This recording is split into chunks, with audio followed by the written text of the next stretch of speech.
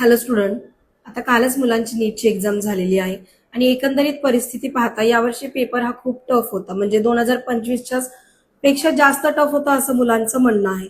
याचा अर्थ असा होतो की यावर्षी कट ऑफ कमी जाऊ शकतो.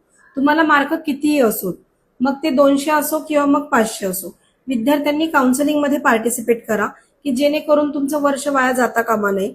कारण पुढच्या वर्षी काय होईल हे आपण आता सांगू शकत नाही. रिपीटर जे विद्यार्थी आहेत त्यांनी तर याच वर्षी प्रयत्न करा की एमबीबीएस सीट त्यांचं कन्फर्म झालं पाहिजे.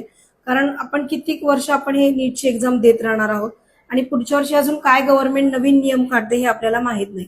सो विद्यार्थ्यांना किती मार्क असो, गव्हर्नमेंटच्या पोर्टलवर त्यांनी रजिस्ट्रेशन करणं गरजेचं आहे. मग विद्यार्थ्याला 10 जरी मार्क असेल तरी तुमचं मेडिकलमध्ये ऍडमिशन होऊ शकतं किंवा मग 500 जरी मार्क असेल तरी तुमचं कॉलेजला, चांगल्या कॉलेजला ऍडमिशन हे होऊ शकतं.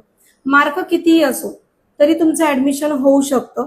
कारण यावर्षी चान्सेस आहेत, क्रायटेरिया हा कमी येऊ शकतो, एलिजिबिलिटी क्रायटेरिया सुद्धा आणि कट ऑफ सुद्धा.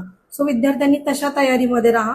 एमबीबीएस, बीएमएस, बीएचएमएस किंवा मग फिजिओथेरपी या कोर्सेसला जर तुम्हाला महाराष्ट्रामध्ये ऍडमिशन घ्यायचं असेल किंवा बाहेरच्या कोणत्याही राज्यामध्ये ऍडमिशन घ्यायचं असेल, इव्हन आउट ऑफ इंडिया जरी विद्यार्थ्यांना ऍडमिशन घ्यायचं असेल, जे विद्यार्थी गेल्या वर्षी एलिजिबल होते बट यावर्षी एलिजिबल नाही, असे विद्यार्थी सुद्धा आउट ऑफ इंडियाचा ऑप्शन हा ठेवू शकतात. सो तुम्हाला कोणत्याही प्रकारची काउन्सिलिंग करायची असेल तर खाली जो नंबर दिलेला आहे त्याच्यावर तुम्ही कॉल करा आणि हे वर्ष वाया न घालवता तुमचं काउन्सिलिंग प्रोसेस करून घ्या.